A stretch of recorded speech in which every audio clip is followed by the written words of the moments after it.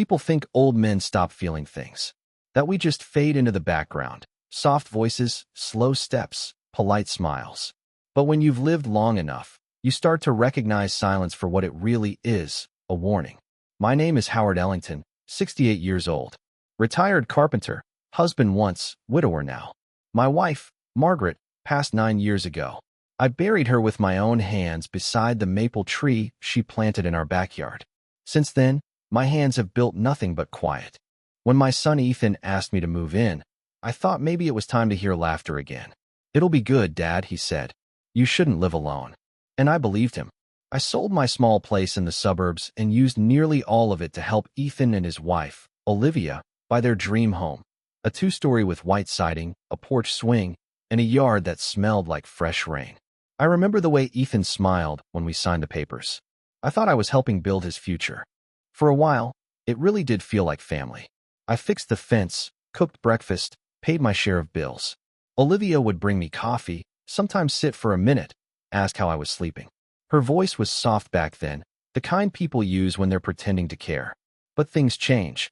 Slowly, quietly, like wood rotting under paint. She began sighing whenever I turned on the news. Started moving my tools from the garage because they made the place messy. When Ethan came home late from work, I'd hear her whisper, "Your father's still awake." It's weird. I pretended not to hear. You tell yourself you're imagining it, because you don't want to be the problem in your son's marriage. Then one Sunday morning, everything changed. Olivia's parents came over for brunch. Fancy people, polished voices, perfect smiles. They said they were in between houses and needed somewhere to stay for a short while. Of course, I offered my help. That's what you do when you're family. But a short while turned into a little longer, and a little longer turned into boxes arriving in the hallway. That afternoon, I came back from the grocery store carrying 2 paper bags. The first thing I noticed was the smell of new perfume, strong, floral, out of place. Then I saw my door open. Inside, my bed was gone. My dresser pushed into the hallway. My clothes stuffed in plastic bins. "Olivia," I said quietly. She turned around, smiling like someone on stage. "Oh, Howard, I was going to talk to you. My parents are moving into your room. They need something comfortable. The sofa in the living room will be fine for you, right? Just temporary." Temporary. The word hit like a nail through soft wood. I looked at her, perfectly calm, like what she was saying made sense. Ethan stood behind her, holding a lamp. He didn't look at me. "Dad," he said softly, "it's just for a few days. They're going through a tough time." I waited. I waited for him to meet my eyes, to remember who I was, the man who built his first treehouse, who carried him on my shoulders when he broke his leg. But he just stood there, pretending to adjust the cord. My throat felt dry. "Of course," I said finally, "if it helps." And that was it. My room wasn't mine anymore. That night, I lay on the sofa. The springs groaned every time I breathed. From down the hallway came the sound of laughter, her parents watching TV, the same room where Margaret's picture used to hang. The air smelled like someone else's perfume now.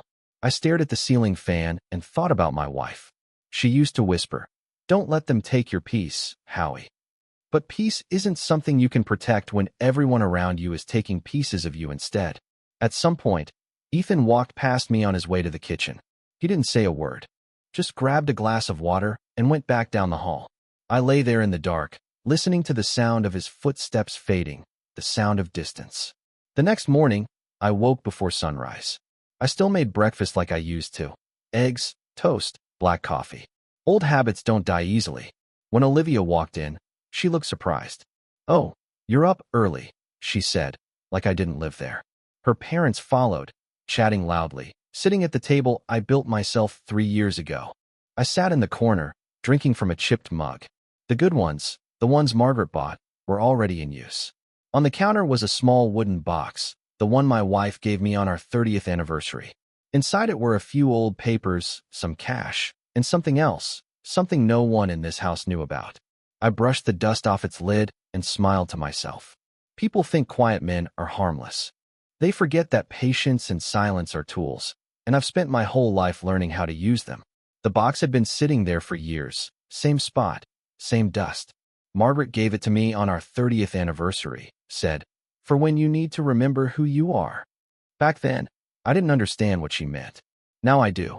That morning, After everyone had left for work, I finally opened it. The hinges squeaked like they were waking up from sleep. Inside were three things: our old house deed, a folded letter, and a small brass key. The letter was written in Margaret's careful handwriting, straight lines, blue ink faded by time. Howie, if you're reading this, I'm gone. Please don't let the world make you small. You've built everything with your hands. Don't forget that you built us, too. I sat there for a long while, the paper shaking in my fingers. Outside, the sunlight was creeping through the blinds, cutting the kitchen into stripes. The kind of morning light that makes you realize how much of your life you've already spent trying not to disturb anyone. Then I saw Ethan's handwriting on a bill on the counter. Mortgage payment due. And I remembered, this house wasn't theirs alone. When we bought it, my name went on the deed too. Not because I wanted control, but because the bank required my credit. Ethan never paid me back. Not once. I stared at the paper, and something inside me clicked, quiet, but final. They'd pushed me onto the sofa in a house that legally had my name on it. I spent that day cleaning, slowly, carefully. Not because they asked me to, but because it helps me think. The rhythm of the broom against the floor, the sound of the dustpan. It all feels like breathing again. When I was done, I took the wooden box to the garage. That's my place. My world of sawdust, old nails, oil stains, and quiet. On one shelf, there was a folder of old property papers, the kind nobody bothers reading. I flipped through them until I found what I needed, proof that I owned half this place. That evening, while Olivia's parents were in the living room watching TV and eating the dinner I'd cooked, I sat in the corner and watched them. Not with anger, with a strange kind of calm. Her father had already started giving Ethan advice about remodeling the kitchen. Her mother was talking about turning my garden into something modern. Ethan smiled, nodding like a boy trying to impress. Not once did he look at me. I felt invisible, but that can be a good thing. Invisible people see everything. Before heading to bed, or the sofa, as they call it, I locked the garage door behind me. That's where the second part of the plan would live. Not revenge, exactly. Just correction. A way to make things right. That night, I couldn't sleep. The old clock ticked louder than usual. I heard Olivia's parents laughing again, and for a moment, I imagined Margaret sitting next to me, whispering, "Measure twice, cut once." That was her way of saying, think before you act. And so I thought. The next morning, I made pancakes, their favorite. I smiled, offered coffee, listened to their chatter. Olivia seemed almost proud of how well I was adjusting. When she left for work, I walked her to the door. She gave me that same rehearsed smile. "You're a sweetheart, Howard," she said, like she was patting a dog. I nodded, said nothing. As soon as their car pulled away, I took the brass key from my pocket. It fit perfectly in the small lock of the desk drawer in the study, the one Ethan kept his documents in. Inside, I found the property files, the mortgage, the insurance. He'd been behind on payments for months. Olivia didn't know. I stood there, the papers spread across the desk, the sound of a clock ticking in the hallway. They thought I was harmless, that I'd just lie quietly on the sofa until the day I disappeared. But Margaret was right. I built things. And sometimes, to rebuild something properly, you have to take it apart first. That night, I put the papers back exactly how I'd found them. I locked the drawer, returned the key to my pocket, and went to sleep on that same sofa. Only this time, I wasn't thinking about the ache in my back. I was thinking about blueprints, not for wood, but for people. Because if they wanted to turn me into a guest in my own home, I could just as easily turn them into guests in mine. When you spend your life building houses, you learn that collapse never happens suddenly. It starts with a small crack, invisible at first, and then one day, everything caves in. That's how it was with my family. For a week, I played my part perfectly. I smiled at Olivia's parents. I cooked breakfast, fixed a loose step on the porch, laughed at her father's awful jokes. The quieter I became, the safer they felt. They thought I was shrinking into the background, harmless and obedient. Good. Let them believe that. Every night, when the house went silent, I'd sit in the garage with the wooden box open beside me. The brass key gleamed under the dim bulb. I'd study the papers again, mortgage, title deed, insurance, Ethan's signature beside mine. Half the house, half the land, half the say. They'd forgotten that. I started moving slowly, not to draw attention. The first thing I did was visit the county records office, something I hadn't done in years. I wore my old jacket, the one with sawdust still in the pockets. The clerk was young, polite. "Looking up property ownership, sir?" she asked. "Yes," I said. "Just making sure my name's still on something that's supposed to be mine." She typed for a minute, frowned slightly, and turned the monitor toward me. My name was still there. Howard R. Ellington, co-owner. I thanked her, made a copy of the document, and walked out feeling taller. For the first time in months, I felt the ground under my feet again. When I got back home, Olivia's parents were on the porch, drinking wine in the afternoon sun like they'd been born there. Her father looked at me over his sunglasses. "Howard," he said, "you should let go of the old tools in that garage. We could turn it into a fitness room, or maybe an office. Modernize the place a little." I smiled. "Good idea. I'll start clearing it out soon." He didn't know I meant clearing it my way. That night, while they were asleep, I went through the garage quietly, boxing up old photos, the last of Margaret's things, and some of my own furniture I'd built years ago. I wasn't throwing them away, just moving them to the shed out back, the one no one ever used. By the third night, the shed looked almost like a small cabin. I repaired the lights, cleaned the shelves, brought in a cot and a coffee maker. It wasn't much, but it was mine, and it was about to become the heart of my plan. I didn't want to fight them with shouting or anger. That's not how men like me win. We build, we wait, and then we take everything back piece by piece, the same way it was taken from us. The next morning, I told Ethan I was going to visit an old friend from the carpentry union. He barely looked up from his phone. "Sure, Dad. Don't stay out too late." He didn't ask where or why. He didn't care. But I didn't go see a friend. I went to see Mr. Holbrook, a lawyer I'd worked with years ago when I sold my first property. He remembered me instantly. "You were the guy who refused to cut corners," he said, smiling. "What brings you here?" I told him everything. Not about the disrespect, not yet. Just the facts. How can I make sure my half of the house stays safe? He leaned back in his chair, thinking. "You could transfer your ownership temporarily into a trust," he said. "That way, if your son tries to sell without your consent, he can't. Not legally." I nodded slowly. "Can we do that quietly?" He smiled. "You always were a man who liked quiet solutions." By the time I left his office, the papers were signed. My share of the house now sat in a private trust under my name. No one could touch it. Not Ethan, not Olivia, not her parents. When I got home, the sun was setting. Olivia was laughing on the phone in the kitchen. I caught the tail end of her sentence. "Once we sell, we can finally afford that new place closer to her parents. He'll be fine. We'll figure something out for him." She hung up when she saw me. "Oh, you're back early." "Yeah," I said, setting my hat on the table. "Just ran some errands." She smiled politely. "We're thinking of making a few changes around here, Howard. My parents have great taste." "I'm sure they do," I said quietly. "But just remember, this house has good bones. It's built to last." That night, I sat outside the shed, listening to the crickets. The air smelled like cut grass and cold metal. I thought of Margaret again, of how she used to run her hands over freshly sanded wood and whisper, "Everything you build keeps a piece of you inside it." If that's true, then this house still has a piece of me. And before long, they're all going to feel it. Because some walls remember who built them. And they don't take kindly to being stolen. The smell of their perfume clung to the air like smoke that wouldn't leave. Every morning, I woke up on that sofa with a sore back and a pit in my stomach. And every morning, I told myself, just one more day. Keep calm. Watch. Wait. The days blurred into each other. Laughter from my old room. Olivia's mother rearranging the living room to make it brighter. Her father moving my framed photos into boxes to create space. Even my tools, the ones I'd spent decades collecting, had been pushed into the corner of the garage. One evening, I came home from a walk to find my coffee mugs replaced with fancy glass cups. "Those old things were chipped," Olivia said casually. "They were Margaret's," I answered. She looked at me for a second, then smiled like it didn't matter. Something cracked inside me that night. It wasn't anger yet, more like the quiet sound of wood bending under pressure. Ethan barely spoke to me anymore. Work, stress, bills, those were his excuses. But I could see the truth. It was easier for him not to see me at all. Guilt has a way of making people blind. That Friday, her parents threw a small dinner party.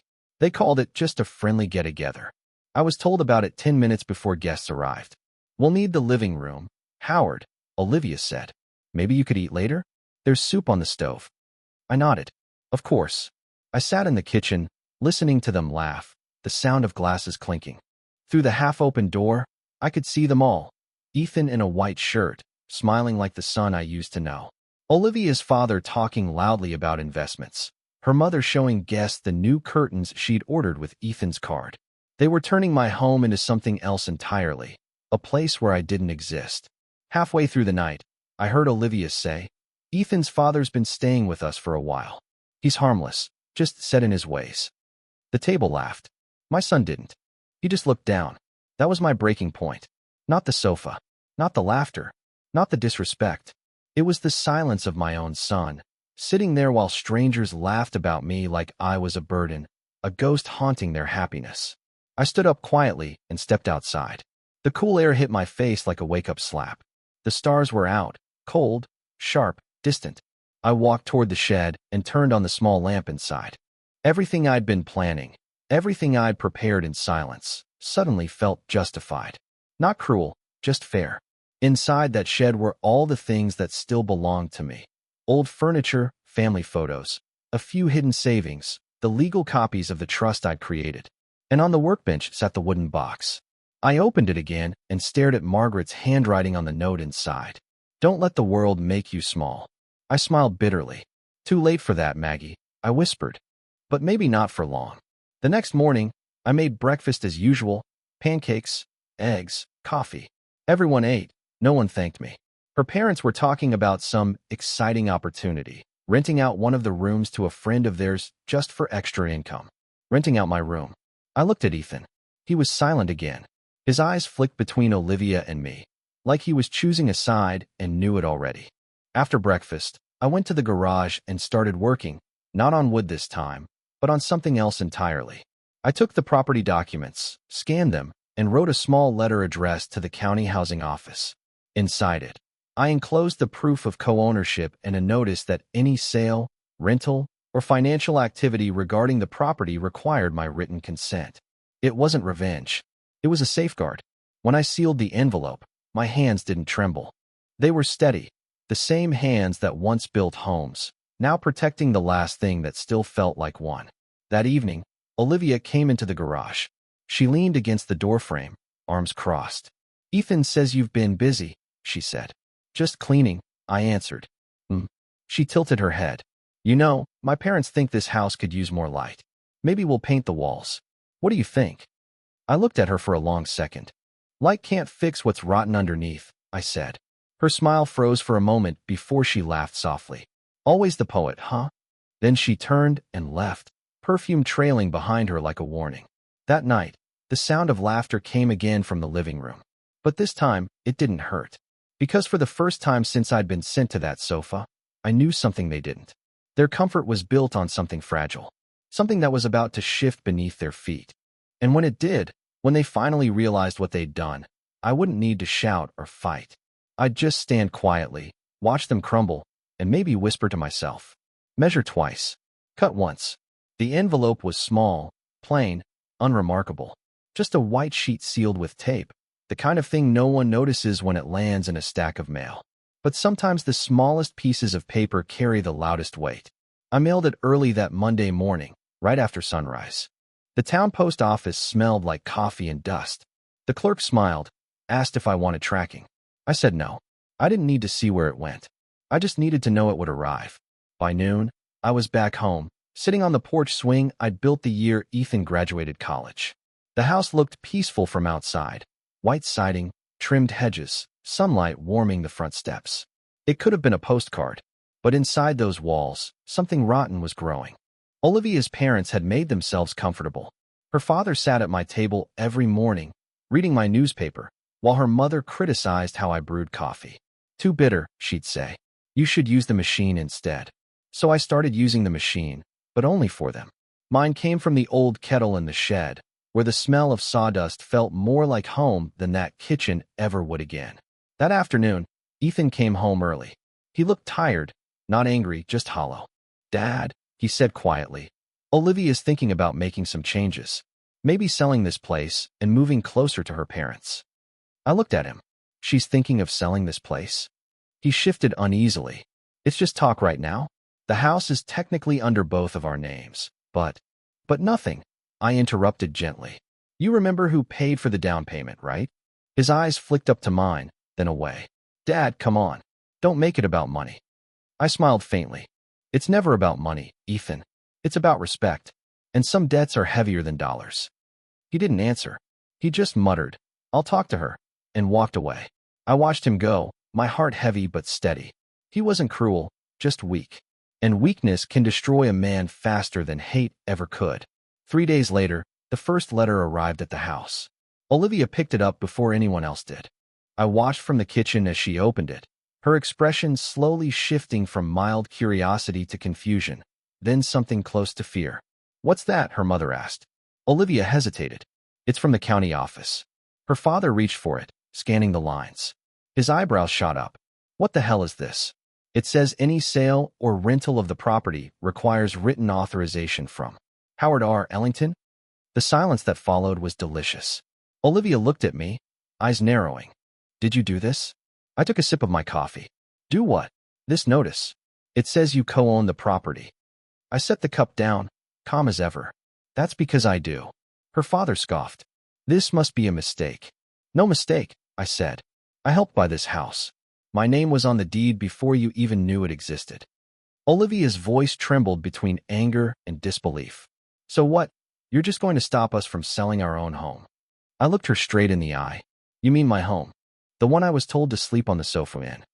No one spoke for several seconds. The only sound was the ticking clock on the wall. Ethan walked in halfway through the silence, looking confused. What's going on? His father-in-law turned to him. Your father's been playing lawyer, that's what's going on. He's trying to block you from selling the property. Ethan looked at me, his face pale. Dad, is that true? I didn't flinch. It's not about blocking, son. It's about protecting what's mine and what your mother built with me. You let people move into my room, throw away my wife's things, turn my home into a hotel. That stops now. Olivia slammed the paper on the counter. You can't control everything forever, Howard. Times change. I nodded slowly. They do. And so do people. Then I stood up, took the folded copy of the deed from my pocket, and laid it next to the letter. This is the original ownership document. The county confirms it. The trust one created makes my half untouchable. If you try to sell without my approval, the sale freezes. Instantly. Her mother tried to speak, but her voice faltered. Her father muttered something about lawyers. Ethan stayed silent. He just looked at the papers, then at me, and for the first time in a long time, I saw something in his eyes that wasn't guilt. It was realization. That evening, the house was quiet. No TV, no laughter, no perfume. Just silence, thick and unfamiliar. When I went to the shed to put my tools away, I saw the sunset reflecting off the glass windows of the house. It looked peaceful again, almost honest. I whispered, good bones, like I said. Later that night, Ethan came to the garage. He didn't say much, just stood there, rubbing the back of his neck. Dad, you really did all that? I nodded. It's called protecting what's left of your dignity, son. You should try it sometime. He exhaled. Olivia's furious. I'm not surprised. He looked down at his shoes. I didn't know you still had your name on it. I smiled faintly. You never asked. He didn't have a response for that. He just nodded, whispered, good night, and walked back inside. For the first time in weeks, I slept soundly, not on that cursed sofa, but in the shed I'd rebuilt with my own hands. The air was cool, the night silent, and my heart steady. Because now the playing field was even. And soon, it wouldn't just be even. It would be mine. The next morning, the house didn't feel like a home anymore. Not for them, at least. No one greeted me. The laughter was gone. The coffee machine sat cold and unused. For the first time since Olivia's parents moved in, I could hear the house breathe again. It's strange, the silence after a storm. You think it'll feel peaceful, but it doesn't. It feels like waiting, like the quiet between a hammer strike and the sound of the nail hitting wood. I stayed out of their way that day, sitting on the porch with my coffee and the newspaper. I could feel their eyes on me through the window, whispering, pacing, panicking. Olivia's mother peeked out once, whispered something to her husband, and disappeared again. By noon, Ethan came out. He looked tired, his shirt half tucked, dark circles under his eyes. Dad? He said quietly, they're upset. Olivia's parents think you're trying to humiliate them. I took a slow sip of coffee. I'm not trying to humiliate anyone, son. I'm just taking back the seat at the table they shoved me away from. He sighed, rubbed his temples. It's just complicated. No, I said softly. It's actually very simple. I built this family's foundation with my hands. They came in and tried to repaint the walls without asking who mixed the cement first. He didn't answer, just looked down at the ground. I could see something in his face, shame, maybe, or the faint spark of a man remembering who raised him. That evening, Olivia tried to act normal. She set the table for 4, but didn't say a word. Her parents sat stiffly, and Ethan barely touched his food. Halfway through dinner, her father cleared his throat. "So, Howard," he said, his voice tight, "I suppose you think you've won something here." I smiled faintly. Winning implies there was a game. I don't play games with family. Her mother scoffed quietly. Family doesn't use lawyers against each other. Family doesn't evict each other to a sofa. I replied, still calm. The silence that followed was thick enough to choke on. Olivia's face flushed. Ethan pushed his plate away. "I'm not doing this," he said suddenly, standing up. "I can't live like this anymore." He walked out before anyone could respond. I watched him go, my chest heavy. I didn't stop him. Sometimes, a man needs to leave to find out where he truly stands. That night, I sat alone in the garage, running my fingers over the wooden box again. Margaret's handwriting had started to fade, but the words were still there. "Don't let the world make you small." I whispered, "I'm trying, Maggie. I really am." The next morning, Ethan didn't come home. Olivia was frantic, pacing, calling, pretending it was just a small argument. Her parents whispered in corners, talking about damage control. 2 days later, Ethan showed up, suitcase in hand, eyes tired but clear. "Dad," he said, standing in the doorway of the garage, "I've been thinking." "Good," I said. "It's about time someone in this house did." He smiled faintly. "I stayed with a buddy from work. We talked. He told me I was being, well, blind, that I should have stood up for you." I didn't say anything. I just looked at him, waiting. He stepped closer. "I told Olivia I'm taking a break. I need space. I can't keep pretending everything's fine." That caught me off guard. Not because I didn't expect it, but because I knew how hard it was for him to say it. Ethan was never the confrontational type. He was the kind who avoided storms, even if it meant drowning slowly. He sat down on the stool across from me. "Dad, I'm sorry." For a moment, I couldn't speak. All the anger I'd been carrying, all the quiet humiliation, started to soften, like old wood warming under sunlight. I nodded. "You don't owe me an apology, son. You just needed to open your eyes. That's all." He nodded, tears welling. "What happens now?" I leaned back. "Now? Nothing drastic. We let things unfold. You can't rush the truth. It always shows itself, eventually." That afternoon, Olivia packed a bag. Her parents followed suit, slamming doors and muttering curses about ungrateful old men. They left in a flurry of perfume and car exhaust, their pride heavier than their luggage. She didn't say goodbye. Ethan didn't ask her to stay. When the last car disappeared down the road, the house finally exhaled. It was quiet again, but this time, not the kind of quiet that hurts. It was the kind that heals. Ethan stood beside me on the porch. "So what do we do now, Dad?" I smiled faintly, feeling the cool evening breeze on my face. "We fixed the damage," I said. "Just like always." He nodded, and together we went inside. The air felt cleaner, the walls somehow warmer. Later that night, as I lay on my own bed again, not the sofa, not the shed, I realized something. Revenge doesn't always look like fire or fury. Sometimes, it's just the sound of your own footsteps echoing in a house that finally feels like home again. And when you close your eyes knowing you've reclaimed your peace, that's victory enough. 2 weeks passed before the knock came. A soft, polite knock, the kind people use when they've already practiced what they're going to say. I was in the kitchen making coffee when I heard it. Ethan looked at me from the table, unsure. I nodded. "Go ahead. Open it." He hesitated before turning the handle. And there she was, Olivia. Her parents stood behind her, dressed better than usual, but their faces told a different story. Pride bruised. Confidence cracked. "Ethan," she said softly, forcing a smile. "Can we talk?" I stayed where I was, sipping my coffee. Ethan glanced back at me. "It's your call, son," I said. "Your house too, remember?" He nodded slowly, stepped aside. "Come in." Olivia entered first. Her eyes flicked toward me. That old sharpness was gone, replaced with something colder, fear mixed with guilt. Her mother clutched her purse like she was afraid the walls might take it away. Her father, usually so loud, said nothing. They sat in the living room, and for a moment, the silence felt like judgment. The same room where I used to sleep on that narrow sofa. The same air that once smelled of their perfume. Now it smelled like coffee, dust, and something cleaner, truth. Olivia cleared her throat. I wanted to apologize, she began, words trembling. Things got out of hand. I didn't mean to make you feel unwelcome, Howard. I set my cup down slowly. You didn't make me feel unwelcome, Olivia. You made sure of it. Her father frowned. Let's not dramatize. I looked at him once, and he stopped talking. Olivia tried again. We were under pressure. My parents needed help, and you. I offered it. I interrupted. Until you decided generosity had an expiration date. Her face flushed. We thought you'd understand. I did, I said quietly. I understood perfectly. Ethan sat beside her, silent, watching like a man who'd finally stopped protecting lies. Olivia, he said gently, you told me once that my father made you uncomfortable. You never said why. She hesitated, looking at me, then back at him. Because he reminded me of everything I didn't have control over. The house, the bills, the decisions. It was all in his name. I felt small.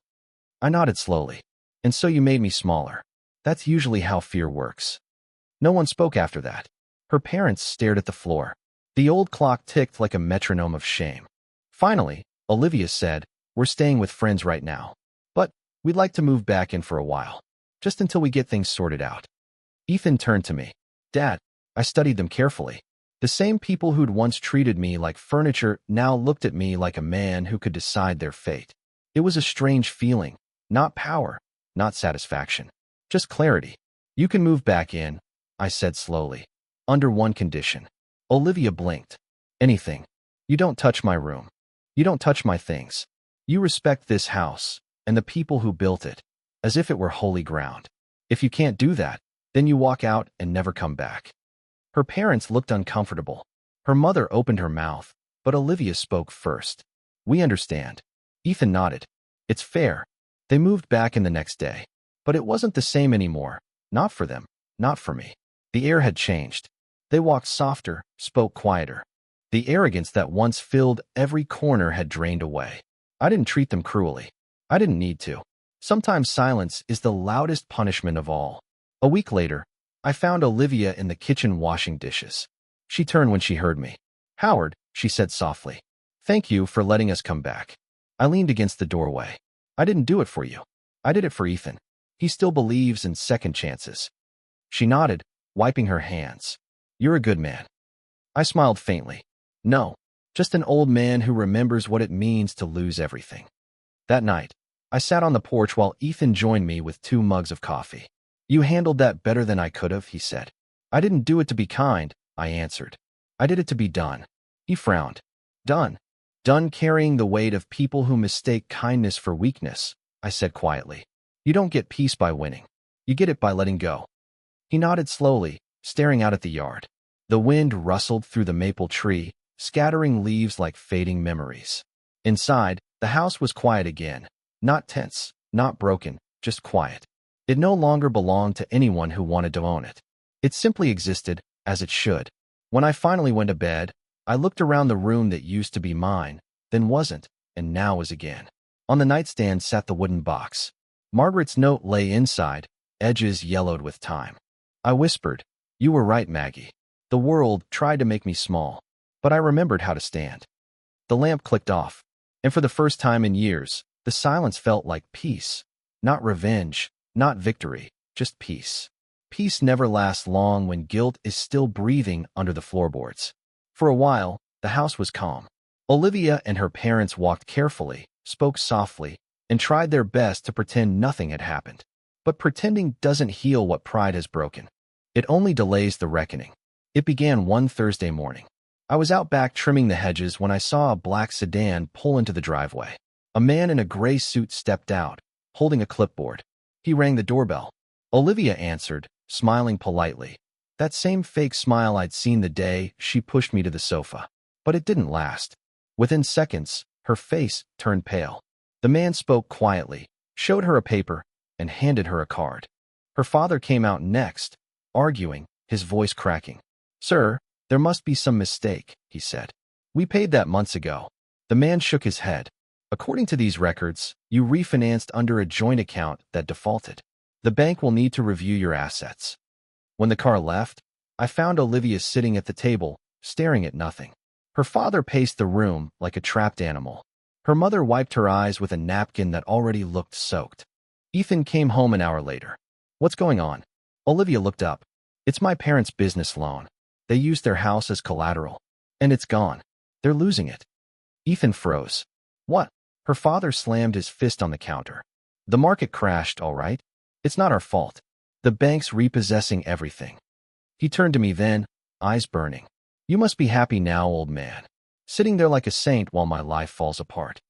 I met his gaze calmly. "I warned you about foundations. Build something on arrogance, and the first storm tears it down." He glared but said nothing. Over the next few days, the tension in the house became unbearable. Olivia tried to console her parents. Ethan tried to stay neutral, and I just stayed quiet. I'd learned long ago that time has a way of revealing who people truly are. By the weekend, the truth came out.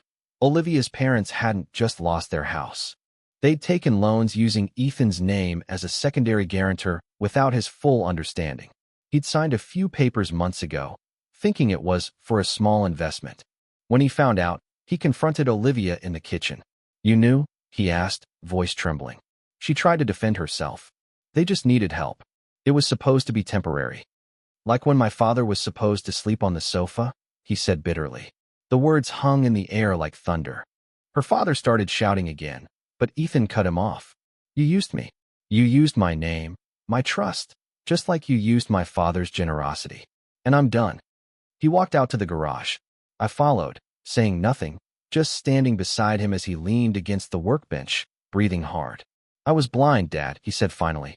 "I let them walk all over you because I didn't want to fight. And now I see where that got me." I rested a hand on his shoulder. Sometimes it takes losing control to understand what it really means to have it. He looked up, eyes red. "What do I do now?" "You rebuild," I said. "Same as always." That evening, Olivia and her parents tried to talk to him, to convince him it could be fixed. Promises, excuses, apologies, all the same tune, different rhythm. Ethan didn't answer. He just packed a bag and moved into the spare room near mine. The next morning, I heard their car leave before sunrise. Olivia and her parents, gone again. No note. No goodbye. Just silence. For a while, Ethan sat on the porch every night after work, staring into nothing. I didn't press him. Some lessons only settle in silence. A week later, a letter came addressed to Mr. Howard R. Ellington. It was from the county clerk's office, a confirmation that the trust transfer had gone through completely. The property, my half of the house, was now mine in full. Ethan's name remained on the other half, free of any shared financial claim. I read the letter twice before showing it to him. He blinked, stunned. "You gave it to me?" I shook my head. "No, I just gave you back what you almost lost. The rest you'll have to earn." He smiled through the shock, voice cracking. "I don't deserve that." "Then make yourself deserve it," I said softly. That night, as we sat outside watching the sunset, Ethan turned to me. "You didn't just protect yourself, did you? You protected me, too." I looked at him, the light catching the edges of his face. Older now, humbled. "That's what fathers do," I said, "even when their sons forget to ask." The wind rustled through the trees, carrying the scent of summer grass. The house behind us glowed softly under the fading light, sturdy, quiet, alive again. I thought of Margaret's words once more. "Don't let the world make you small." And I smiled. Because for the first time, I wasn't small anymore. Not loud, not vengeful, just steady, the way old oak trees stand after every storm has passed. The house stood on good bones again. And this time, the foundation wasn't built on money or pride. It was built on truth. It happened on a rainy afternoon, the kind of gray, steady rain that blurs the edges of everything. Ethan was at work. I was in the workshop sanding an old oak chair when I heard the sound of tires on gravel. The crunch was hesitant, familiar. I didn't need to look to know who it was. Some things you can sense, like the way a storm smells before it breaks. The knock came, hard, desperate. I wiped my hands on a rag and opened the door. There they stood, Olivia's parents. Wet, cold, and hollow-eyed. The perfect shine they used to wear was gone. Even their clothes, expensive, but worn, looked like costumes now. "Howard," her father said, voice shaking. "We need to talk." I leaned on the doorframe. "I'm listening." He hesitated. "We lost everything. The house, the savings, it's all gone. The bank took it. We don't have anywhere to go." I studied his face. The same man who once told me to let go of the old ways, who mocked the calluses on my hands, was now trembling in front of me. His arrogance had melted into fear. Olivia's mother stepped forward. "We were hoping," she began softly, "that maybe you could let us stay here, just until we get back on our feet." The audacity of it almost made me laugh. Almost. I didn't answer right away. I wanted to see how long they could stand the silence, how long it took before guilt turned into shame. After nearly half a minute, I said, "You remember the sofa, don't you?" Her father frowned. "What? The sofa?" I repeated. "Where I slept when you moved into my room." He looked away. His wife whispered, "Howard, please. We were wrong. We were cruel. But you have no idea what it's like out there now. We have nothing." I sighed, stepped aside, and gestured toward the living room. "Come in." They hesitated, surprised. "Really? For now," I said. They walked in quietly, dripping water on the floor. I led them to the living room, the same one where they'd laughed at me, the same one where I'd swallowed every ounce of pride I had. I pointed at the sofa. "There it is. You'll sleep there." Her father blinked. "You're joking." I shook my head. "No. I'm giving you exactly what you once gave me. A place to stay, just not a place to belong." His face hardened. "You can't mean that." "I mean every word," I said softly. "You came here when you thought you were above me. Now you're here because you've fallen beneath what you mocked. Life's got a funny way of leveling things, doesn't it?" He opened his mouth to argue, but his wife stopped him with a trembling hand. "Please," she whispered, "just let us stay." I looked at her, really looked. The pride was gone, replaced by something raw and human. I wasn't cruel enough to send her back into the rain. "You can stay 3 nights," I said. "After that, you find your own way. And while you're under this roof, you'll follow my rules. You'll treat this home, and everyone in it, with respect." They both nodded. That night, the sound of the rain filled the house. I sat by the window, the wooden box open beside me. I wasn't angry anymore, not even satisfied. Just still. Olivia called the next morning. She didn't ask how they were. She didn't even sound surprised. "Dad," she said to me, her voice fragile. "They told me what happened. I can't believe it's come to this." "I can't," I said. She was quiet for a long time. "They'll never admit it, but you were right." "About what?" "About everything. About how pride eats people alive." I didn't answer. Some lessons aren't meant to be spoken. When Ethan came home that evening, he saw her parents on the sofa and froze. "You let them stay?" "For a few days," I said. "No more." He nodded slowly, then whispered, "You're a better man than I am." "No," I said. "Just an older one." For the next 3 nights, her parents lived exactly as I had, quiet, invisible, tiptoeing through the house. Every creak of the floorboard reminded them of what they'd taken from me. Every silence reminded them who they'd underestimated. On the 3rd morning, I made coffee and set 2 cups on the table. "Time's up," I said simply. They didn't argue, didn't beg. They just nodded, gathered their things, and left. This time without perfume, without words, without pride. When the door closed, Ethan looked at me. That was merciful. I shook my head. No, that was justice. The kind that doesn't need noise or fire, just time. We sat quietly after that, listening to the house breathe. The rain had stopped, but the air still smelled clean, new. Sometimes, revenge doesn't come with shouting or punishment. Sometimes, it arrives dressed as reflection when the people who hurt you finally have to live with themselves. And I knew, as I watched their car disappear down the road, that they would carry that silence for the rest of their lives. The house was silent again. Not the kind of silence that used to ache, the heavy, bitter kind that wrapped around me like shame, but a gentler one. A silence that finally belonged to peace. 3 days had passed since Olivia's parents drove away. I hadn't seen them since. The sofa sat untouched, the cushions still bearing faint imprints of their last uneasy sleep. The rain had stopped. The air smelled clean, like freshly cut wood after a long storm.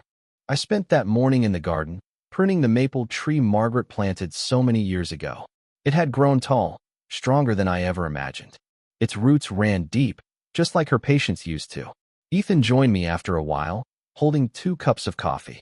"You're up early," he said. "Old habits," I replied. "The sun doesn't wait for anyone." He smiled softly. "You know, I used to think you were too quiet. That silence meant weakness. But now I get it." I looked at him. "And what does it mean now?" He took a slow sip. "It means control. It means strength." I nodded. "Took you long enough to learn it." We both laughed quietly, the kind of laugh that feels like forgiveness. Inside, the house looked brighter. The windows I'd cleaned the day before let in morning light, scattering soft gold across the wooden floor. It felt alive again, not haunted by anger or pride, but warmed by something smaller, simpler. Ethan looked around. "You really brought this place back, Dad. I don't know how you did it." "I didn't bring it back," I said. "I just reminded it what it was built for." He frowned. "And what's that?" "Love," I said. "Not comfort. Not pride. Just love." He nodded slowly. There was understanding in his eyes now, the kind that takes a man years and a few heartbreaks to earn. Later that afternoon, I went into my room. The wooden box still sat on the nightstand. I opened it for what felt like the 100th time. Inside were the same things: the folded letter, the brass key, the deed. But this time, I wasn't looking for strength. I was saying goodbye. I unfolded Margaret's letter once more. The paper was soft, almost fragile. Her handwriting curved across the page like she'd written it yesterday. "You built everything with your hands, Howie. Don't forget you can rebuild yourself too." I smiled, tracing her words with my thumb. "I didn't forget, Maggie," I whispered. "I just needed a reason to start again." That evening, Ethan brought dinner, simple food, just like old times. We ate in the kitchen, talking about nothing important. That's the beauty of peace. It doesn't need to shout to be heard. After we finished, he said, "I've been thinking, maybe I'll fix up the workshop again. You could show me how to build something." I looked at him, surprised. "You? Working with your hands?" He grinned. "Don't laugh. I think I'd like to try." I nodded. "All right then. Tomorrow morning. We'll start with something simple." The next day we did. The sun rose golden over the yard, the smell of sawdust filling the air again for the first time in years. Ethan held a piece of wood awkwardly at first, but he learned quickly. Every hammer strike echoed like a heartbeat, steady, real. "Not bad," I said. "You've got a good eye?" He smiled. "Guess it runs in the family." When we were done, he looked at the small bench we'd built together. "You know, Mom would have loved this." I felt the words hit me deep, but in a good way. "She would have," I said quietly. "She always liked things that lasted." We placed the bench under the maple tree.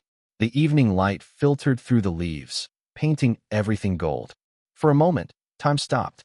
The house, the garden, the ghosts, all of it was still. Ethan turned to me. "Do you ever regret not fighting back sooner?" I thought about it. The nights on the sofa, the humiliation, the anger I'd swallowed. Then I shook my head. No, revenge isn't about timing. It's about truth. Sometimes you let people dig their own holes. Then, when they finally fall, you just hand them a light and let them see how deep it goes. He nodded slowly, understanding more than he used to. As the sun dipped below the trees, I sat on the bench, breathing in the quiet. The maple leaves rustled softly, like whispers. Maybe it was the wind, or maybe it was Margaret, reminding me that peace isn't what you find after the fight. It's what you earn when you choose to stop fighting. For the first time in years, I didn't feel small. I didn't feel forgotten. I just felt home. And as the last light faded, I smiled to myself and said, "You were right, Maggie. I rebuilt us one last time."